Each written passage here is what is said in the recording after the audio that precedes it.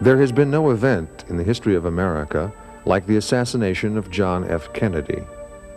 The bullet which struck John F. Kennedy in Dallas ended his life and yet opened a series of questions which remain unanswered to this day. Kennedy was the first American president to master the medium of television. His skill in front of the TV camera gave millions a sense of intimacy with the president and with his family. The best evidence indicates that John F. Kennedy's assassination and the subsequent cover-up was organized by a right-wing conspiracy consisting of anti-Castro Cuban exiles, organized crime, Texas-based oil and financial interests, and renegade elements of the CIA and FBI. This illegitimate and violent usurpation of power came about in an effort to establish a fundamentally different direction for the country. Its aim, in Jack Ruby's words to Earl Warren, was to bring about, quote, a whole new form of government. In the decade that followed the assassination, new powers in and around the White House unleashed new assaults in the Caribbean and a disastrously expanded war in Vietnam. Domestically, the FBI launches an aggressive and sweeping counterintelligence program, COINTELPRO. In response to these policies, hundreds of thousands of Americans took to the streets. The circumstances surrounding the assassination of John F. Kennedy point to a reordering and redirection of the American political process. The implications of this event remain with us today. The covert creation and supply of Contra armies in Nicaragua, the Iran-Contra affair, CIA shadow governments, the savings and loan crisis, all reveal a process which can only be described as government through damage control.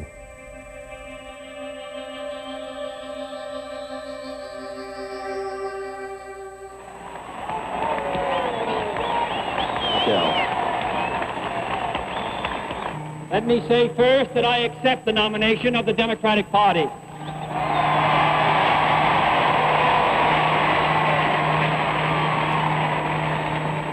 I accept it without reservation and with only one obligation: the obligation to devote every effort of my mind and spirit to lead our party back to victory and our nation to greatness. I am grateful, too, that you have provided us with such a strong platform to stand on and to run on.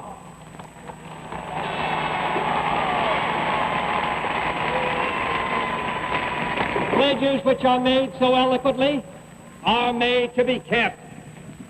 The rights of man, the civil and economic rights essential to the human dignity of all men, are indeed our goal and are indeed our first principle. The 1960s presents our country with great opportunities and great challenges. If we're going to successfully move through the 60s, if we're going to be true to our destiny of being the great defender of freedom in these dangerous times, then the United States must build its strength. We are a great country, but I believe that we can be a greater country. We are a powerful country, but I believe we can be a more powerful country. The election of John F. Kennedy marks the end of the first phase in the Cold War. In setting a new course, Kennedy runs head-on into the powerful and often dangerous alliances that were part of America's Cold War legacy.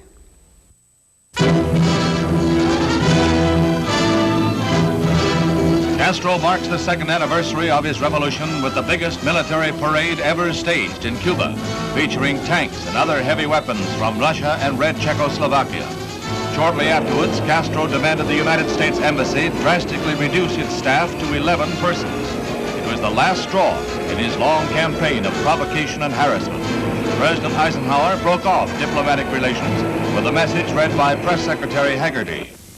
There is a limit to what the United States in self-respect can endure. That limit has now been reached. Our friendship for the Cuban people is not affected. It is my hope and my conviction that in the not-too-distant future, it will be possible for the historic friendship between us once again to find reflection in normal relations of every sort. Meanwhile, our sympathy goes out to the people of Cuba, now suffering under the yoke of a dictator. Kennedy enters the White House in the midst of plans for the invasion of Cuba. Secretary of State John Foster Dulles had set a basic anti-Castro policy, which was to be overseen by Allen Dulles at the CIA and then Vice President Richard Milhous Nixon. Kennedy only thought about getting elected. That is to say, he's the definition of the opportunist. He comes into office in early 1960, having made more militant speeches against Castro and communism in Cuba even than Richard Nixon had made. I think not because he had a spiritual passion against Castro or even against communism as such, but because his calculus of the relativity of forces had persuaded him that that's what he needed to do to get elected.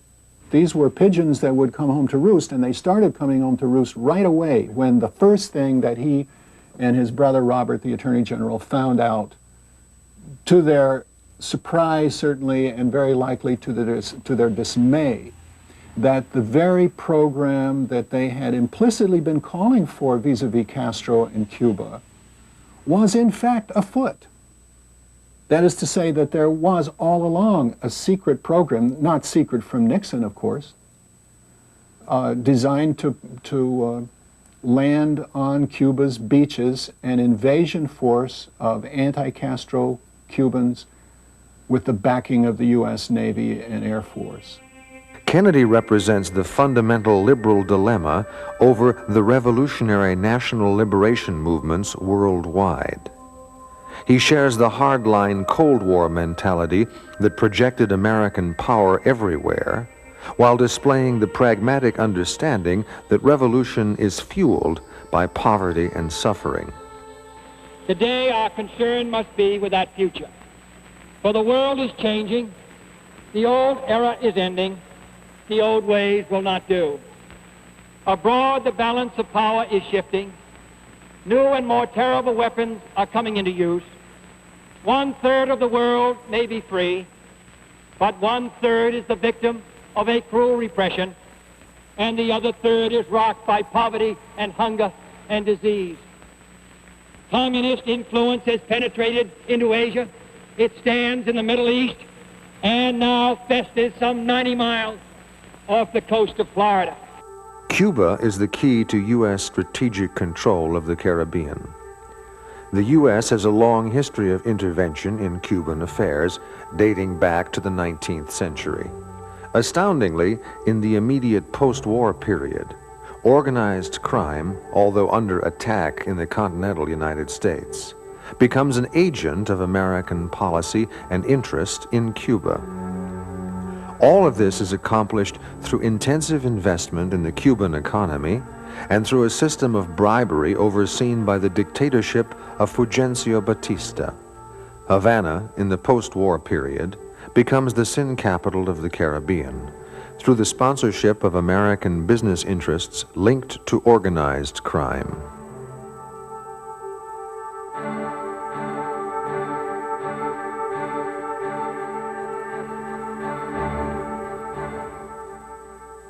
The single largest source of income for the mafia in the 1950s were the gambling casinos in Havana and the prostitution. I mean, all drug dealing. Havana was where they got most of their income, so they want to get back there. The assault has begun on the dictatorship of Fidel Castro. Cuban Army pilots opened the first phase of organized revolt with bombing raids on 3 military bases. 2 of the B-26 light bombers then seek asylum in Florida. On the heels of the air raids, landings were effected by rebels at several places on the Cuban coast, and the rebellion against the red-tinged dictator was on, with the refugee pilot claiming a full-scale army revolt near.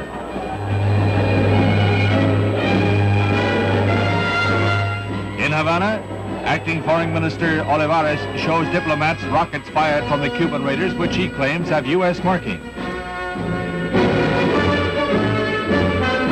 Meanwhile, at the United Nations, Cuban Foreign Minister Roa accused the United States of unleashing a war of invasion. Roa says the invading soldiers trained in Florida, but Ambassador Stevenson makes a quick denial.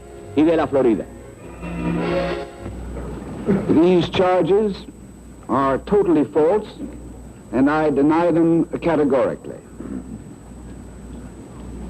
The United States has committed no aggression against Cuba, and no offensive has been launched from Florida or from any other part of the United States. Kennedy, with the advice of the CIA, makes a disastrous miscalculation, one which will cost him politically and end the careers of CIA operatives Allen Dulles and General Charles Cabell.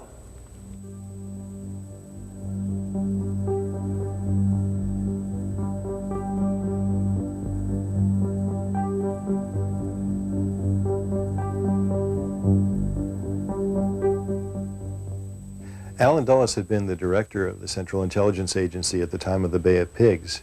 He was fired by President Kennedy after the Bay of Pigs, and basically had his whole career ruined by the president, and justifiably so. But in one of the most inexcusable turn of events in the history of the United States, he was named one of the 7 Warren Commission members, and one of the president's strongest enemies got to be one of the 7 people who got to choose the historical version of what happened to him.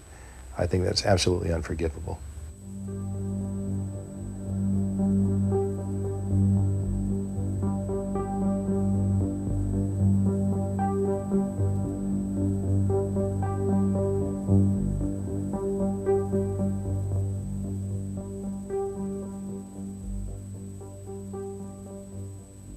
General Charles Cabell was another of those people that was fired at the same time as Allen Dulles by President Kennedy.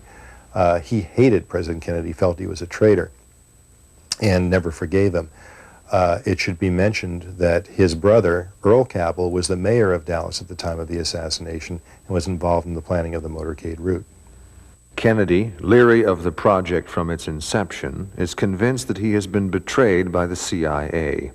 Once he saw the scope of the Bay of Pigs invasion planned for April of 1961, and once he was in a position to do something about it, he became quite negative, became quite critical, insisted that the American hand be as concealed as possible, canceled the military's plans to make a showing of the fleet as the Cubans were put ashore, canceled the plans to use American air power in the support of the beachhead, and in effect undermined the Bay of Pigs invasion program, despite the fact that he seemed to have spent his campaign calling for it. The debacle at the Bay of Pigs sets in motion a series of events which will culminate in the Cuban Missile Crisis of 1962. Castro, now clearly fearful of an American invasion, strikes an arms deal with the Soviet Union. For the first time, Russian nuclear missiles are stationed on Cuban soil.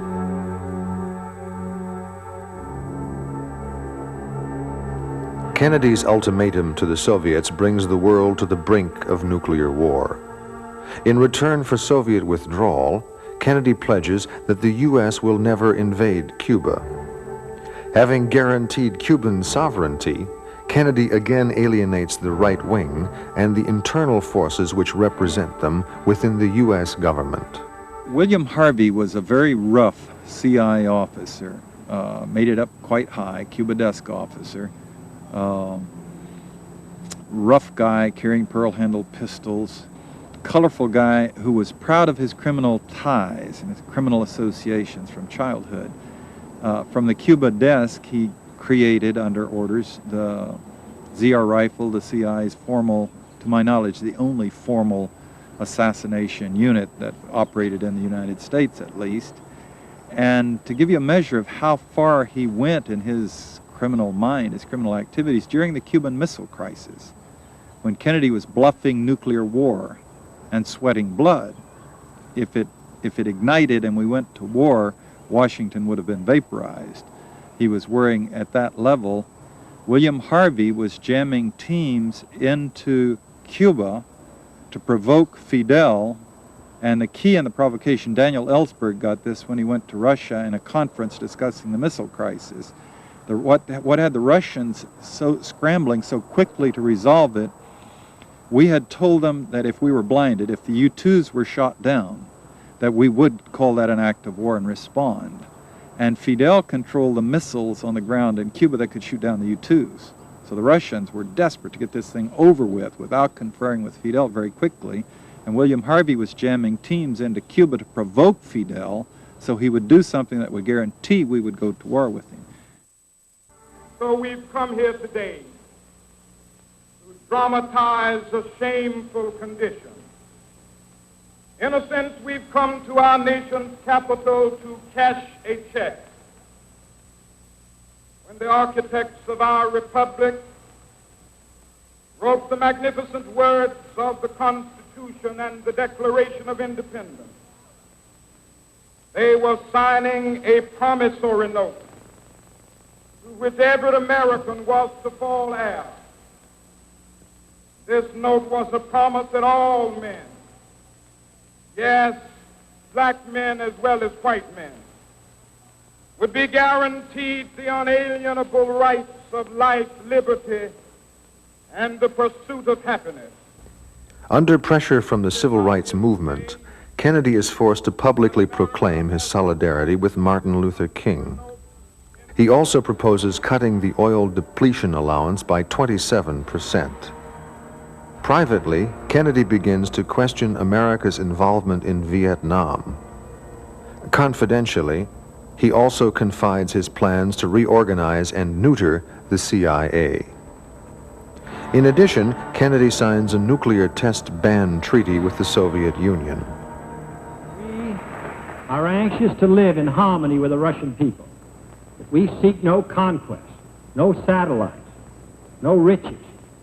That we seek only the day when nation shall not lift up sword against nation, neither shall they learn war anymore. Kennedy's personal popularity and the anticipated candidacy of Senator Barry Goldwater of Arizona make Kennedy's re-election almost a certainty. Apparently unbeknownst to the Kennedys, the CIA, starting sometime in 1960, had reached an under-the-table agreement with certain elements of the American mob, notably the elements around Trafficante and Giancana, to use mafia assassins in an attempt to bump off Fidel Castro, Raul Castro, his brother, and Che Guevara, the three leaders of the Cuban Revolution. They were, to a man, targeted for assassination by the CIA in what was called Task Force W, the CIA's part of an overall anti-Castro program called Operation Mongoose.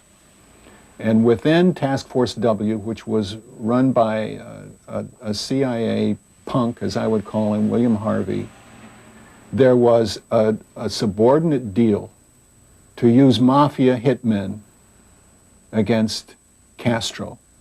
So what this establishes is a formal liaison and involvement with the mob in the business of assassination, and it establishes a chain of command from the top of Langley, literally in testimony Richard Bissell, the chief of operations, down through the Cuba desk, through the JM Wave station in Miami, into the mob in the business of killing and assassinating. At the same time that the CIA is employing mafia hitmen to go after Castro, Bobby Kennedy in the Attorney General's office is coming down like the hammers of hell to destroy the mob, which had never been done at a federal level up to that time, and it hasn't been tried since, by the way.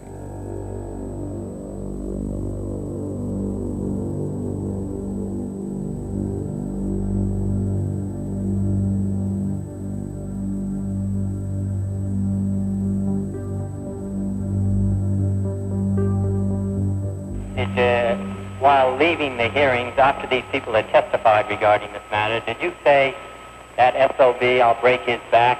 Who? You. Say to who? to anyone. Did you make that statement after these people testified before the committee?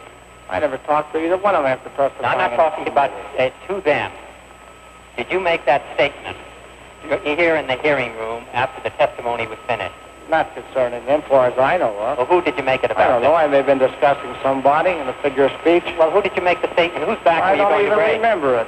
Well, whose back were you going to break, Mr. Hoffa? Figure of speech, I don't even know who I was talking about, and I don't know what you're talking about. I don't know. Whether physically or figuratively.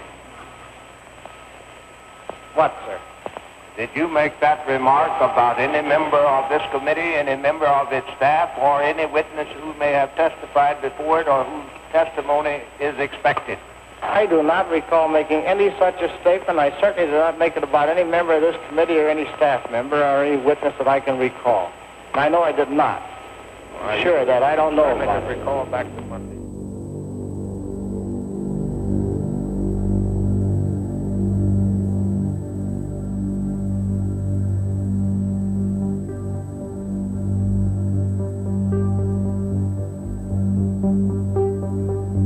All law enforcement people I've spoken to about Carlos Marcello tell me that he was in control of the political machinery of an entire state, that is Louisiana. His territory, however, extended also into Mississippi and also into Texas and into both Houston and Dallas. So no mobster could operate in Dallas without the okay of Carlos Marcello. That was his territory. As Attorney General, Robert Kennedy had Carlos Marcello abducted and deported to Guatemala. Marcello was unceremoniously dumped in a rural area without so much as a change of socks. Marcello swears to destroy the Kennedys.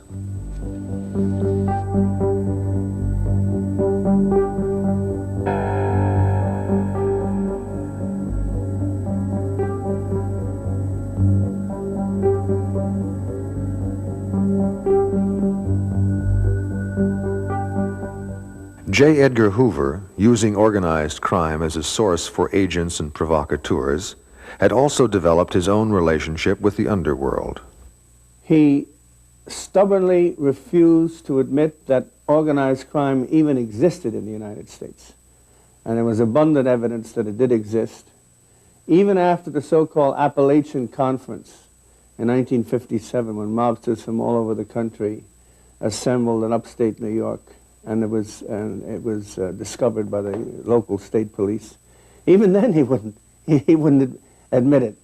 Hoover did actually know full well that the mob existed, and had a relationship with one of them, the so-called Prime Minister of the underworld, Frank Costello. We have several witnesses who have attested to this relationship. They saw each other frequently. Costello even led him to fixed horse races, where Hoover would place bets and always win. So he did know it. He knew it full well. We can never have a crime-free America until all who stand for law and order are united and determined and stand up to be counted, to mobilize against those who constitute our army of lawlessness.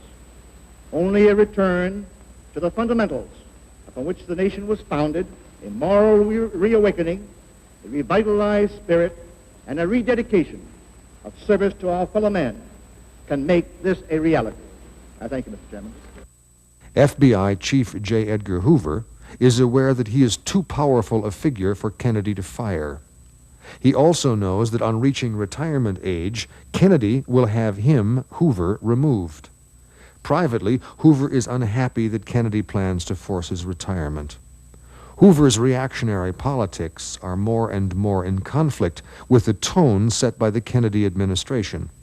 Hoover understands that his days as director are clearly numbered, so long as Kennedy remains president. Hoover knew that when John Kennedy won the election, that on 1/1/65, before the end of Kennedy's first term in office, whether he won re-election or not, Hoover was going to turn age 70, and federal statute at that time said that anybody in the civil service at that time, a public servant obtaining the age of 70, will automatically be retired. There's no question. The only way it could be avoided is via an executive order. Hoover's targets, traditionally, were progressive trade unions, the civil rights movement, which he saw as communist-inspired, and left political parties. The Kennedy administration, forced to accommodate the civil rights movement, found itself at loggerheads with the FBI. We preach freedom around the world, and we mean it. And we cherish our freedom here at home. But are we to say to the world, and much more importantly, to each other, that this is a land of the free, except for the Negroes?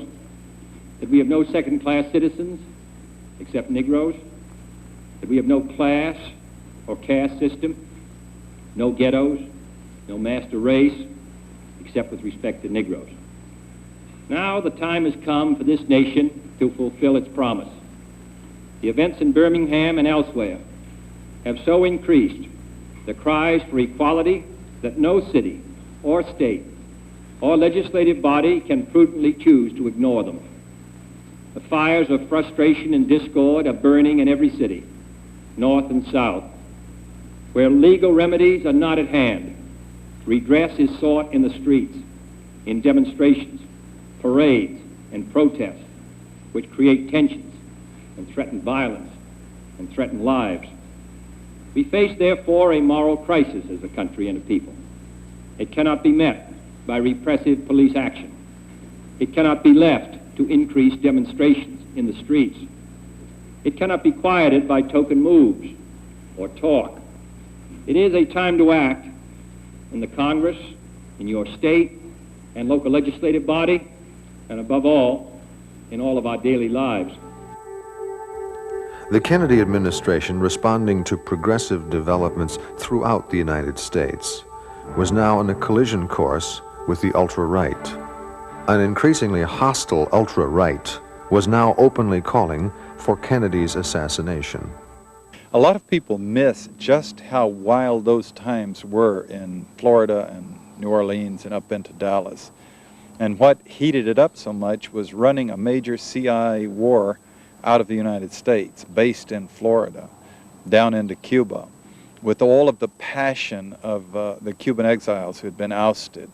A lot of them very wealthy, a lot of them very comfortable, torn out of their countries, dumped up in Florida, raging with passion to get back and oust Fidel. The CIA committed to helping them.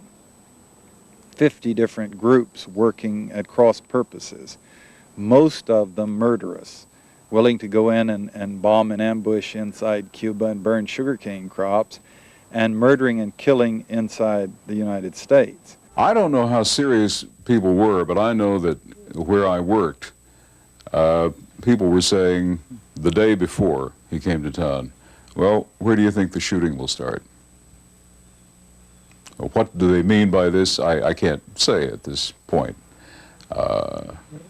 And there was a certain amount of snickering about that, as if it was a live possibility that shooting was going to take place. I was not very much surprised, really, when there was shooting. The hopes and dreams of the Kennedy administration ended, not unsurprisingly, in a city which personified America's ultra-right wing. It was also the heart of H.L. Hunt's financial empire.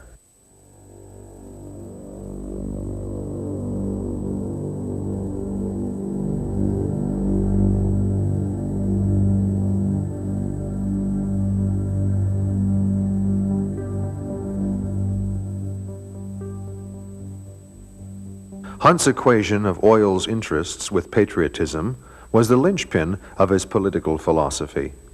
Kennedy's attack on the oil depletion allowance was, to Hunt, treason. Witnesses state that shortly before the assassination, Hunt stated, quote, "There is no way left to get those traitors out of our government except by shooting them out," unquote.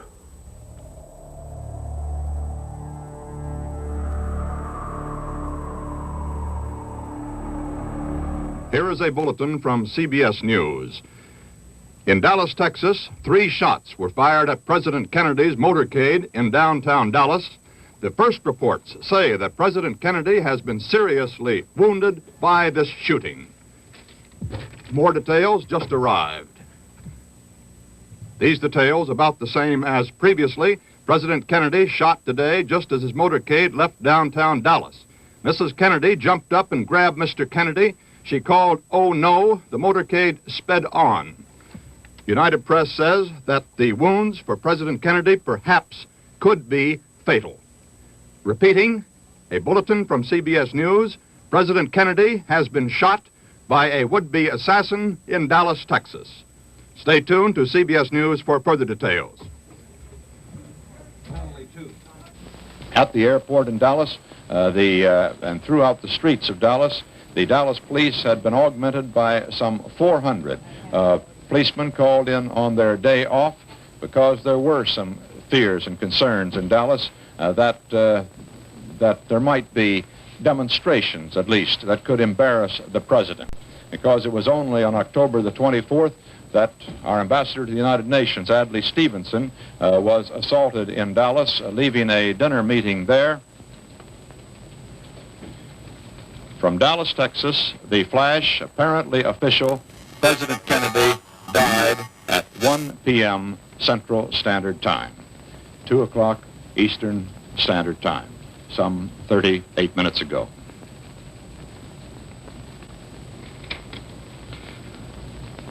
Vice President Lyndon Johnson has left the hospital in Dallas, but we do not know to where he has proceeded. Presumably, he will be taking the oath of office shortly and become the 36th President of the United States. I do solemnly swear that I will faithfully execute the office of President of the United States.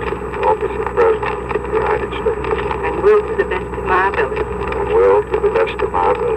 Preserve. Protect. And defend. The Constitution of the United States. So help me God. This is a sad time for all people. We have suffered a loss that cannot be weighed. For me, it is a deep personal tragedy. I know that the world shares the sorrow that Mrs. Kennedy and her family bear. I will do my best. That is all I can do.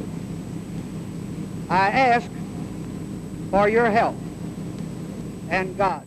I went and sat up there and said, okay, what if I were in the team that was trying to arrange the killing of the president? Let's just think professionally how it would work. Would Dealey Plaza be a good place for a military ambush? And wow, it's a dream. You have a bowl so that you can shoot down. The car will be slowed down. And most beautiful of all, you have the tops of several buildings that you can shoot down from, including the book depository. And then that picket fence with a parking lot behind, which means you can shoot, get in a car and drive away, and no one can pursue you directly. And this is exactly what happened. People ran up the grassy knoll to the picket fence, but whoever it was had driven away in the car. And the cars and the motorcycles couldn't go racing right up directly after them and catch them. A little bit of a delay, the Secret Service badges, a nice touch. Flash the badges, we're already on top of it here, to just give a pause of a minute or two. The people on the 6th floor of the depository walking around with rifles ahead of time. The hobos getting picked up, clean-shaven, freshly barbered guys, supposedly hobos on a boxcar. The president is killed. They're picked up by the police and taken down and immediately released with no record. This is impossible in any murder situation or assassination situation unless they had some magic word. Call so-and-so. And the Dallas police called and was told, yeah, let them go. There has to be, there is no benign explanation, for example, of their presence. The distances are astonishingly close when you're there.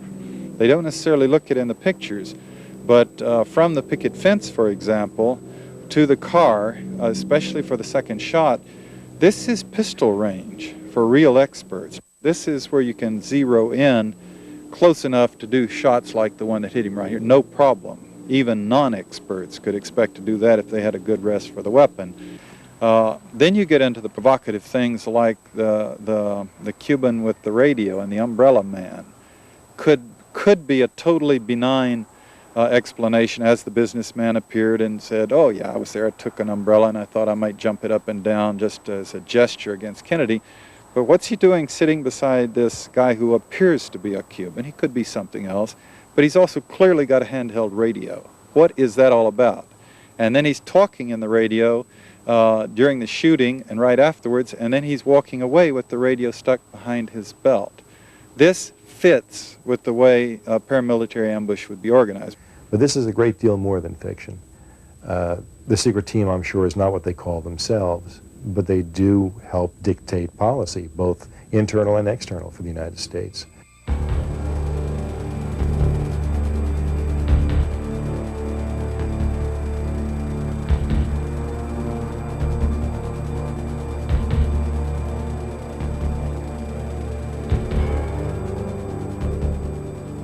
William Harvey was a CIA member with a long history in recruitment and assassination programs. In 1959, he was one of 3 CIA agents overseeing a program involving defectors to the Soviet Union, of which Lee Harvey Oswald was a part. It looks as though Oswald, at a certain point in his Marine Corps career, volunteered for the intelligence service. And you can put together a case that when he left the Marines in 1959 and went to the Soviet Union, it was merely to move into an intelligence role with the Office of Naval Intelligence, probably the Office of Naval Intelligence. He didn't really defect to the Soviet Union. He was on a low-level spy training mission. Upon leaving the Soviet Union, Lee Harvey Oswald returned to the United States, where he is befriended and debriefed by George de Mohrenschildt. De Mohrenschildt, a native Russian emigre and quite possibly a former Nazi agent, is an ex-CIA operative with ties to Texas oil interests.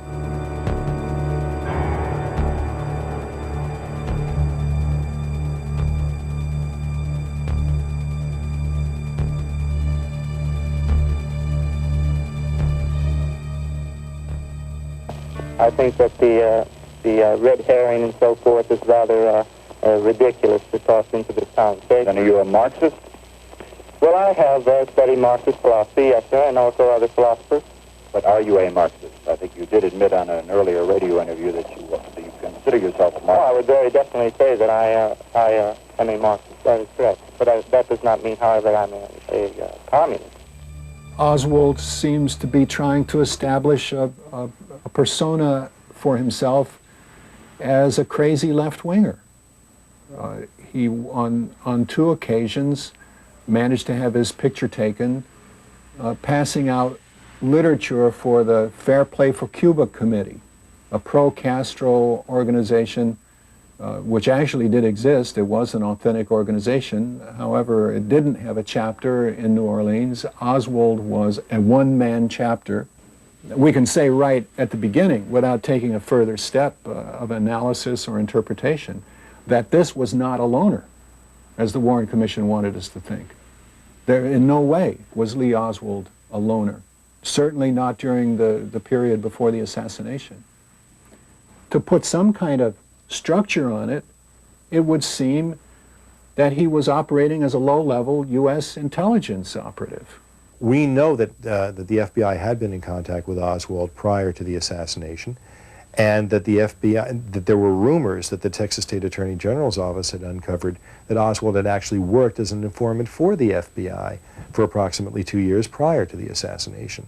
And I do have the documentation from the Warren Commission's own files, and that he was paid the sum of $200 a month. Not a particularly large amount, but when you consider that the Warren Commission and the government has suppressed Lee Harvey Oswald's tax records, I think that it would be most curious to find out what the income was. A real question about Oswald's trip to Mexico City in October, late September, early October 1963, coming right at the end of a very interesting period in New Orleans, where he was reliably and frequently seen in the company of very mysterious people who were deeply involved in the anti-Castro campaigns. These were notably a man named Guy Bannister. Then also during that summer in New Orleans, Oswald was definitely several times seen in the company of David Ferry, who can be as easily associated with the CIA as with the Mafia.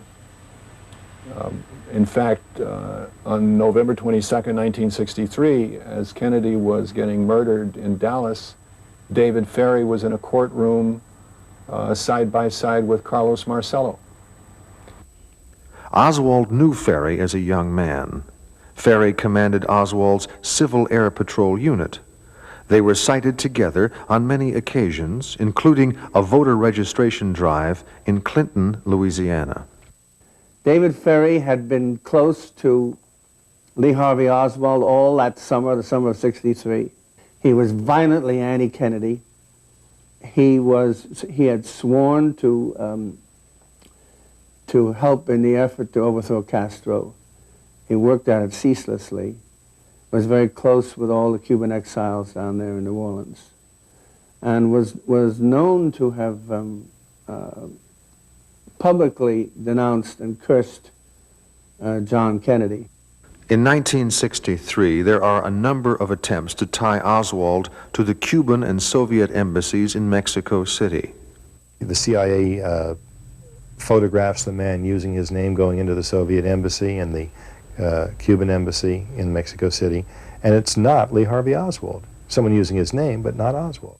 The trip to Mexico City is stuff that really does feed the conspiracy theory that he was being set up, that a persona was being created. If he was sent down there and told to contact the Cubans and the Russians and told to contact a particular Russian, then you would have a clear explanation of what he was doing. Without a conspiracy, then you get back into the loose cannon. And a lot of things in his life did appear to be very loose and erratic. But this would all make sense if he was sent down to Mexico so that it would be on the record with photographs and whatnot. It gets very gray, however, because there clearly seem to be other people walking around Dallas particularly pretending to be Lee Oswald who were not. Here you have instances where Oswald is documented, known to be at work or with members of his family and other people, and simultaneously with that, an individual that resembles Oswald in appearance, who has his rifle, which turns up at the Dallas-Fort Worth area rifle ranges. He shows up in a downtown high-rise building trying to get a job, a tall building overlooking the area.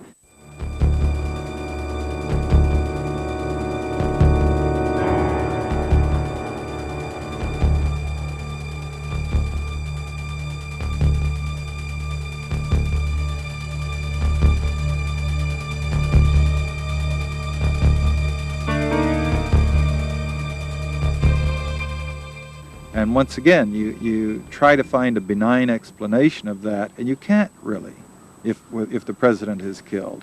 Why would someone go around pretending to be that particular loser, the creep of an individual, if they weren't setting him up for something? Cuban leader Fidel Castro answers a number of allegations insisting on Cuban involvement in the Kennedy assassination. Even Castro is incredulous at the rapidity with which the case has been closed and an official U.S. government-sponsored version presented. Castro claims that he is the victim of a criminal design on the part of reactionary forces within the U.S.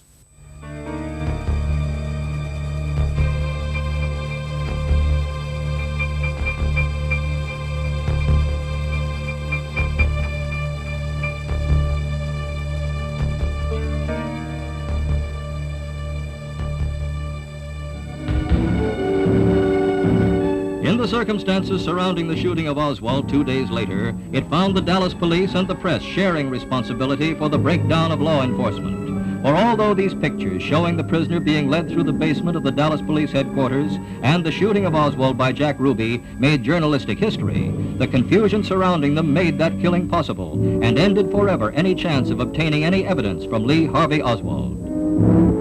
Jack Ruby, who of course was the man who shot Lee Harvey Oswald Sunday morning following the assassination, had been involved in organized crime since he was a child. In Chicago as a child, he ran numbers for Jake Guzik and Al Capone. In 1927, he was involved in the murder of a man named Leon Cook, who was the secretary of the Garbage Handlers Union. Organized crime experts consider that particular incident as being the pivotal point where the mob took over the Garbage Handlers Union in Chicago. Ruby, of course, was released and moved on to Dallas. He became the mob's man in Dallas. Ruby is present at 3 events and crucial to the assassination. He is seen at Parkland Hospital shortly before the magic bullet is discovered on the stretcher bearing the body of John F. Kennedy. He is seen correcting a record of Oswald's political affiliations at a Dallas police station. Ruby murders Lee Harvey Oswald in Dallas on November the 24th, 1963. Ruby's first visitor following the assassination was an aide and lieutenant to mobster Carlos Marcello. It wasn't just an accident, in other words, that Jack Ruby was able to get into the basement of the Dallas police headquarters and knock off Oswald before 77 armed policemen present in that area. It wasn't an accident. You know, they let him in. Jack Ruby was sort of a police buff. He made it his business to be on a first-name basis with not dozens, but scores of Dallas police officers. So they say he was on a first-name basis with over 60 of them. And he would go over to headquarters in the evening with big packages of sandwiches to give for the guys on the night watch. And he would loan them money when they were hard up, and he would even give them the services of his strippers in his nightclub. Ruby later on, in prison, definitely had a change of heart about what he had done. And Ruby says, in so many words, well, he said it very explicitly. He said, Judge Warren, I cannot talk in Dallas in a room filled with Dallas policemen and detectives who I don't trust. There is much that I could tell you about this case, but I can't tell you in Dallas. Take me to Washington and I'll spill my guts. And unless you do this, Ruby went on, if you persist in the course that you're following now towards blaming everything on a lone assassin, a whole new form of government is going to take over in the United States. In Washington, D.C., the autopsy will be performed by naval doctors under the direction of Naval Intelligence. The naval doctor performing the John F. Kennedy autopsy had almost no prior experience at autopsy work. Well, this is remarkable. You've got to think about this. See, anybody who starts off by saying, well, how can this be a lie? How can this be a conspiracy? Wasn't the United States government involved? Wasn't Chief Justice Earl Warren involved? Wasn't the FBI involved? Et cetera, et cetera. William Shakespeare put it a long time ago, something to the effect that you can't make a silk stocking out of a pig's ear. If you begin with an autopsy, which is done by people that have no experience or knowledge in forensic pathology, then what do you think is going to happen? What do you think is going to come out at the other end? A miracle? The sole assassin hypothesis is unsupported by all the evidence. However, the sole assassin theory solves many of the participants' problems. But for one, it does not explain the events. Once they arrived at the conclusion, and that was done already the day of the death, the day of the autopsy, that Lee Harvey Oswald was a sole assassin, then everything had to fit. That all the shots had to come from back to front, from right to left, and from up downward. And no matter what they had found, it was going to be squeezed in. That's what gave birth to the single bullet theory, which has been attributed primarily to Arlen Specter, now U.S. Senator from Pennsylvania, but which was then seized upon by everybody because they had to grab, as a drowning man floundering in a sea with tempestuous storms, They've got to grab at something to survive. They already had everything in place. How could they put this together? Well, they come up with the theory that the bullet that hit John Kennedy in the back, at its now new upward revised location, coursed through his upper chest, base of the neck area, emerged from the level of the knot of the tie, which is where the hole was that the pathologist had missed on the night of the autopsy, and then re-entered John Connolly's back, pierced his right lung, fractured the right fifth rib, destroying 4 inches of that bone, exited from the front of John Connolly's right chest, re-entered the back of John Connolly's right wrist,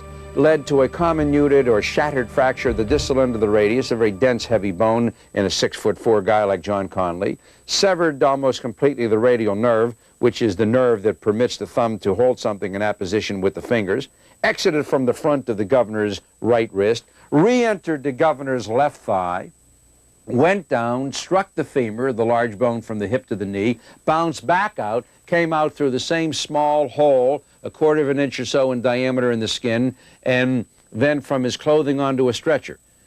And you see, that is the single bullet theory. That stretcher bullet, Commission Exhibit 399, that we critics refer to as the magic bullet, that is the hero of the Warren Commission report. That is the sine qua non. That is the linchpin, the keystone. Without the single bullet theory, you cannot have a sole assassin. My favorite picture of all the pictures, and it's one for which I take no credit, but it's the one that if I had to give up every single thing, including the Zapruder film, this is the one thing that I would hold on to that totally destroys them, and that is the pictures. It's a composite which they made, and to this day, I bet you they'd give anything not to have made that composite. It shows sample bullets fired into cotton wadding.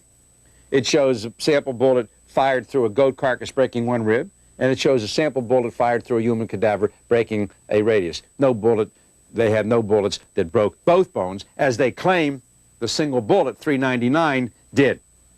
Well, when you look at the composite, the ball game's over. Let's go home. The case is over. Close up shop. The judge has just dismissed the case because the prosecution is giving us this evidence that shows that it can't be done. There is the stretcher bullet in all of its pristine grandeur. The bullets fired into cotton wadding have just as much deformity at the base. That's just from firing. A bullet fired through a goat carcass rib shows significant deformity, and a bullet fired through the radius of a human cadaver, forget about it. They have mushrooming, peeling back effect. In fact, some of the bullets fragmented. Don't forget, they took the bullets that in their minds and eyes were the least damaged. And that is their experiment, which shows that it can't be done. Every one of the Dallas doctors, the doctors who worked on President Kennedy, the ones that worked with him trying to save his life on the day of the assassination, all wrote their initial reports that day. And their reports, without exclusion, all say that there was an exit wound in the rear of the head, a massive exit wound. One person said that you could easily stick a doubled over fist, a grown man's fist, into the hole in the back of the head. Some of the pictures that they show us from the original autopsy and the x-rays and so on do not fit with some of the subsequent films and pictures that people have gotten hold of, and they do not fit with some of the descriptions that have been given by themselves as well as by later investigators. They all describe it as being in the occipital area. Now, the occipital area is that bump in the back of the head, all of this area back here. They said it was just gone. It was blasted out, the result of a shot coming from the front and blasting the rear of the head open. The man who took the autopsy photographs, the man who took the x-rays, they also confirm it. The autopsy photographs presented by the government are forgeries. They do not represent the president's head. And that is a brand new type of evidence. It's no longer the government not believing a witness or not thinking to look at a specific bit of evidence. Somebody specifically created false photographs to throw the government off, to throw the investigations off, and to make it look as if the president was only shot from behind, to match the single bullet theory, the lone assassin theory. So you see, they started with the conclusions that were already given to them by the FBI. And they were told, fellas, this is what we know, this is what we've concluded. The case is really solved. You just do this superficial autopsy. Hurry up. We got to get the body out of here, and just tell us a little bit about what you found. an eyewitness, Gene Hill, and photographic material point to a shot or series of shots fired from the grassy knoll in front of Kennedy's car. Further photographic evidence indicates that the crowd ran toward, not away from the source of the shot, again, the grassy knoll. Once they have killed the president, then absolutely the FBI and the CIA could be counted upon to be rather desperate to bury it quickly. J. Edgar Hoover had the dual role of denying FBI foreknowledge and possible involvement in the killing of John F. Kennedy. I would definitely say that Hoover was an accessory after the fact in the assassination of John F. Kennedy. There's no question about that. The role of the FBI in investigating this case and in covering it up is absolutely critical. If the FBI had wanted to find out the truth, it could have done so. It could have pierced the lone assassin cover story right now, the first day, certainly by the second day. What's eternally fascinating, however, is the fact that within hours of the assassination, Hoover is firing off a memo to Johnson and to people in the FBI saying, we've got our man, Oswald did it. What we'll now have to do, the next task, is to convince the American people that Oswald was the guilty one and the only guilty one. Now, J. Edgar Hoover, you're damn right. He's ruling the show in Dallas. He's there to see that everything's in place. And he left Dallas just before the killing. Everything's in place, so goodbye, I'll be seeing you. I don't want to be here when you kill him. Might look like I was not doing my job.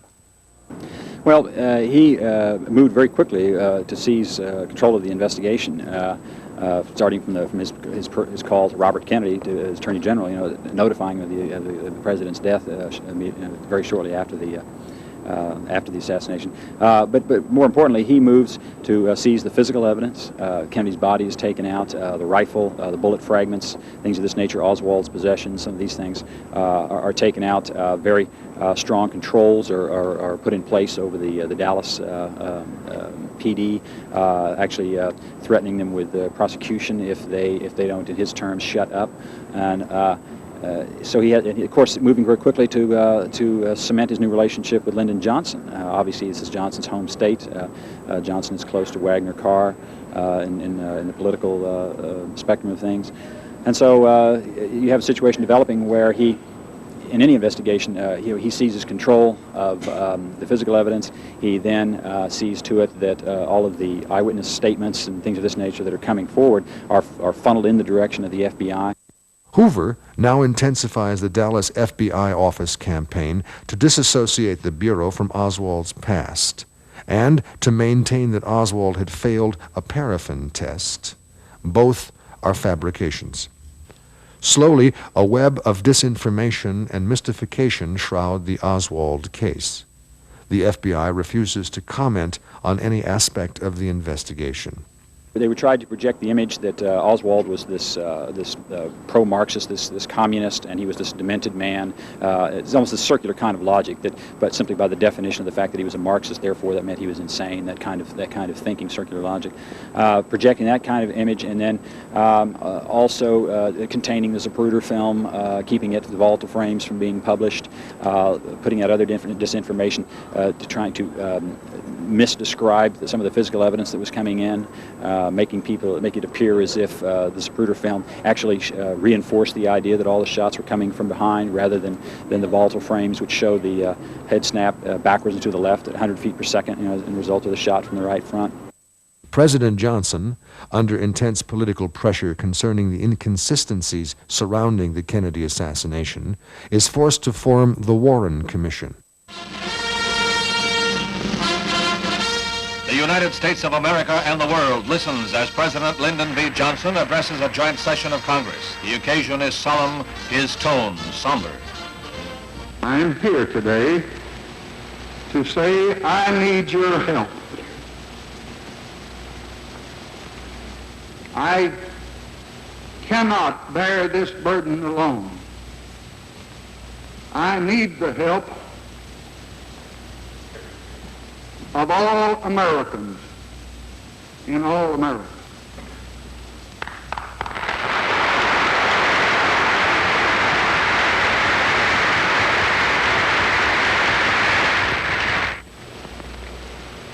John Kennedy's death commands what his life conveyed, that America must move forward.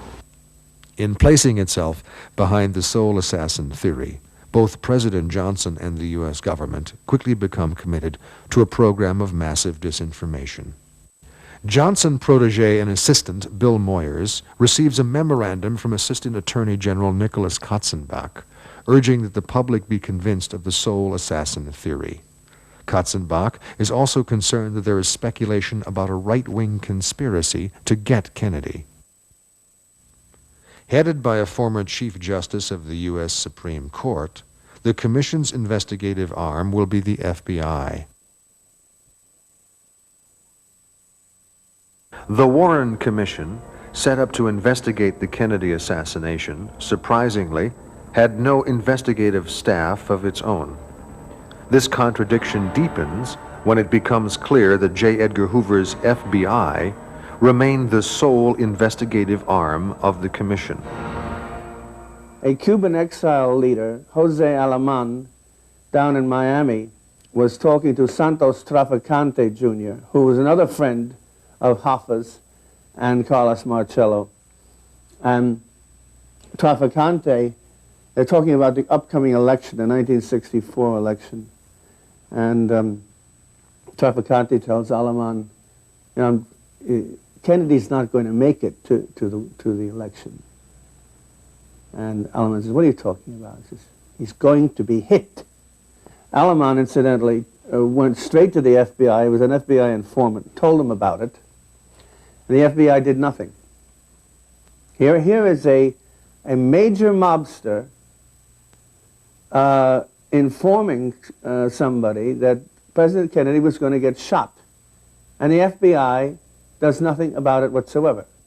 Joseph Adams Miltier was a right-wing fanatic that hated President Kennedy, despised him, spent his days typing letters, anti-JFK letters, and anti-JFK propaganda.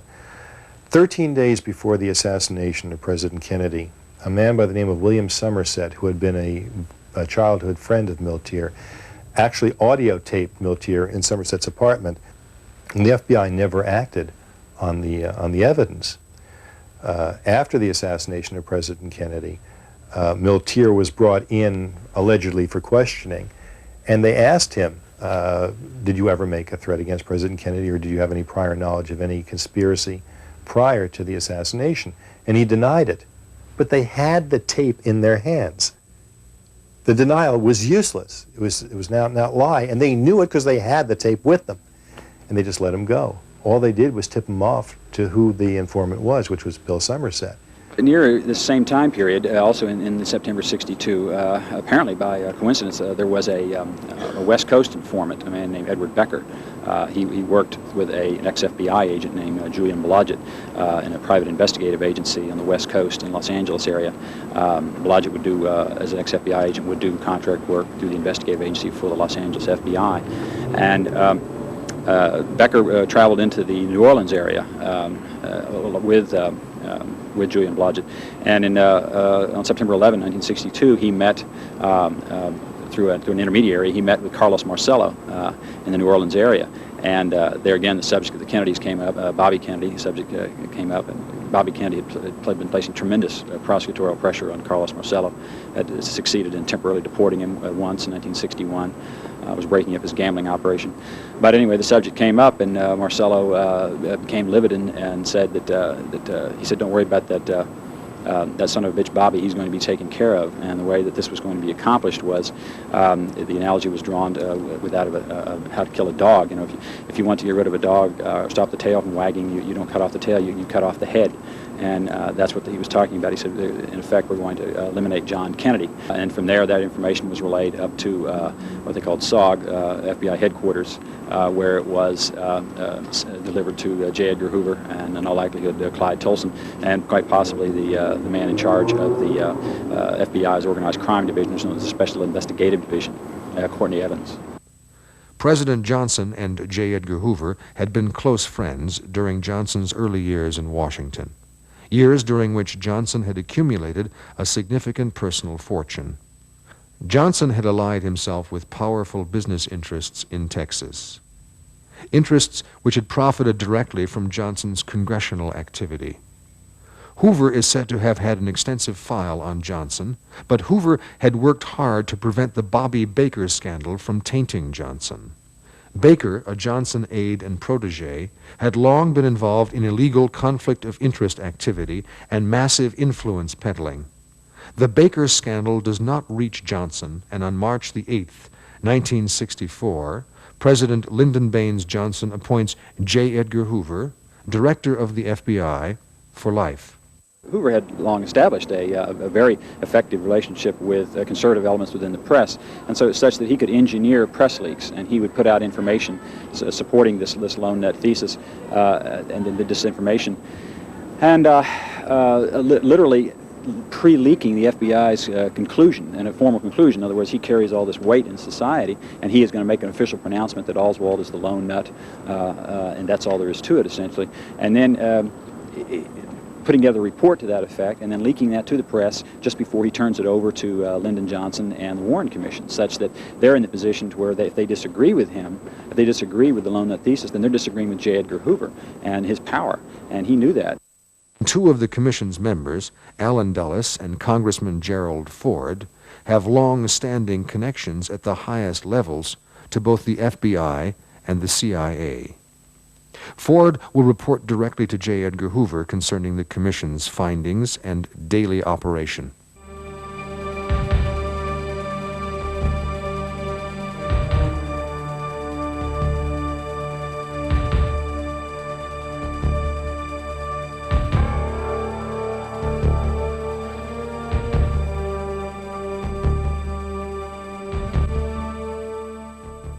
Hoover controlled the flow of information and altered, withheld, and distorted significant evidence relating to the assassination. CIA dossier on Lee Harvey Oswald, such as the CIA file on Lee Oswald's accessibility to information about the U-2, such as the CIA file on Jack Ruby.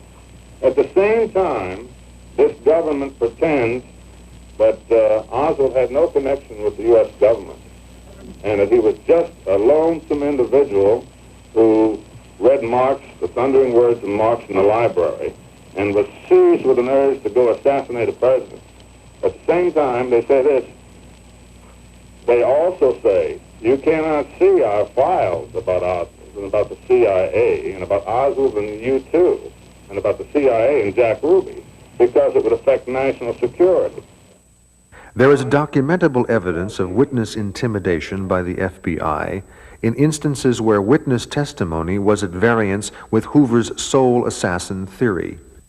Jean Hill, very nice lady, who was standing maybe between 12 and 18 feet from President Kennedy at the moment of the shots, was aware that shots were coming from the right front. She said it then, she's saying it now, she's always said it, she's always known it. She was standing right there.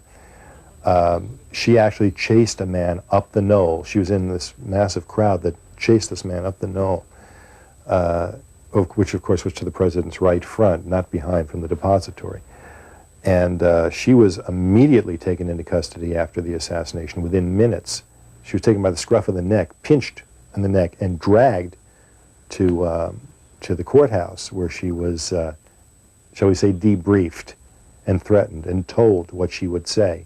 You have to also remember that some of the people who were trying to speak out at the time and in the years since died violent and mysterious deaths, and some of the deaths were not so mysterious. You know, the Rose Shermy, of course, is a dramatic case. She dumped on a road on drugs, but she was saying in the hospital to a sheriff's deputy and others they're going to kill the president in Dallas. And nobody would listen to her because she was obviously a drug head. But they sure as heck remembered and had it on record after the president was killed, and then she's found dead on the side of a highway months later. The Kennedy assassination will leave in its wake a series of unexplained deaths, murder, and violence unparalleled in American history.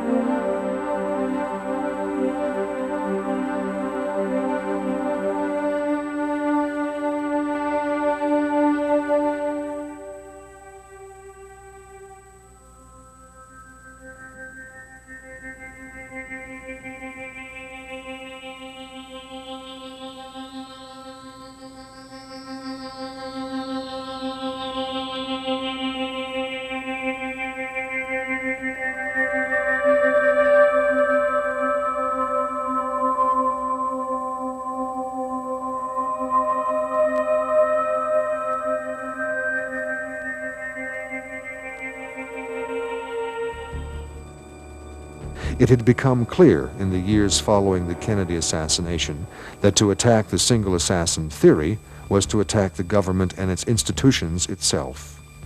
But the question, which was never asked, refuses to go away.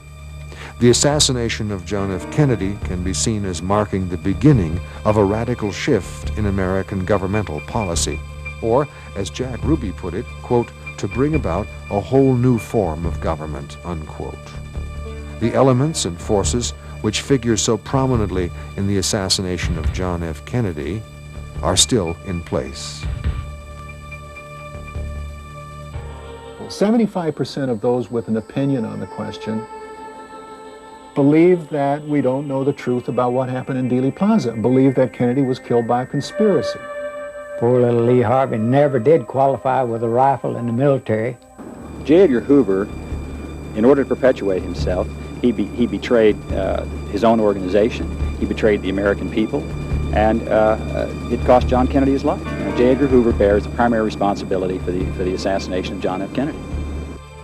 Here is a conspiracy that is so blatant as to constitute the greatest fraud that has been perpetrated on American citizens since the beginning of our country, and they sit silent to this day, 28 years later. It is just truly incredible.